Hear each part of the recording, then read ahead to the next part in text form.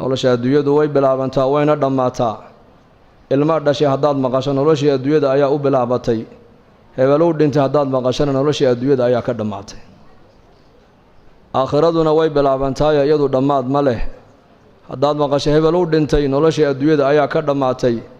aakhiradii weyna ka badnayd baana u bilaabantay hebel baa go-ay inaku markaan maqallo markaaba waxaa la isweydiiyaa dadii adduunye muxuu ka tegey caalamka samadoo dadka khalqiga ku noole malaa'igtuna waxay isweydiiyaan hebel maxaa ka soo horreeyey inaku markiiba waxaan isweydiinaynaa markaan maqalno hebel baa go-ay muxuu ka tegey laakiin malaa'igtu waxay isweydiinayaan maxaa ka soo horreeyey nebigeennu calayhi salaatu wasalaam waa kay noo sheegee lahaa meydka marka la qaadaayo buu nebigu yidhi degta la saarto ee nacashka la saaro naftaa la sii waday hadday ahayd naf wanaagsan oo ilaahay taqaana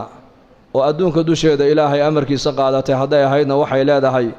anu waan liibaanay horay ii geeya bay leedahay qabrigayga horay ii dhiga haddii naftaa la sii wada ay ahayd naf ba-an oo xun oo mujrimada oo dembi badan oo shar badan hadday ahaydna waxay leedahay tani way khasaartay halkee baad ku wadaan hadalka naftaasi ay leedahay cid kasta ayaa maqlaysa buu rasuulku yidhi ilaa jinkiyo insaga un baanan maqlayn hadday labada la maqashiin lahaana dadku ismay aasayna way argagixi lahaayeen buu nebigu yidhi calayhi salaatu wasalaam